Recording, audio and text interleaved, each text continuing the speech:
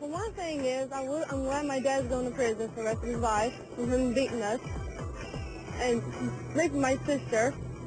Next thing is, I hope my mom's in prison too. That is a courageous daughter who tipped off cops saying her dad was raping another one of his daughters. This is a stomach-churning horror story.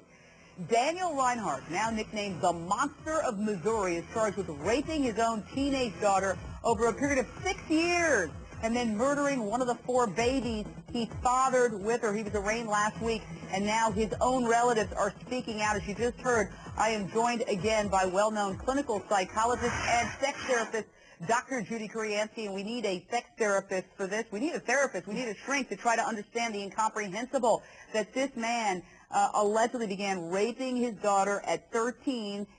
She had 4 children by him, and he is charged now of killing one. One died in childbirth, and there's an investigation into what happened to another dead child. And there's a 3-year-old that is the result of this sick union that is now, thank God, in protective custody. Your thoughts?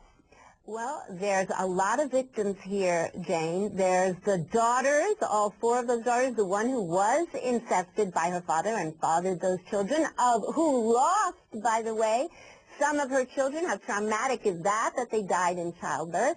The daughters who are speaking out now, who were terrified to do so before, and all those years kept quiet. And the worst of all the victims is this 3-year-old little boy in protective custody, as you said, who one day is going to know the truth about his parents and the fact that he was, in fact, fathered by this horrendous monster who incested his mother, who was the daughter. So that is the tragedy of all of this. And I must say also that while we think of this man as living in a trailer park, I have to say that incest perpetrators come from all levels of society. Wow, it's just incomprehensible, and the mother's alleged role is also just mind-blowing in its creepiness. According to authorities, she's charged with 1 count of child endangerment. That's it.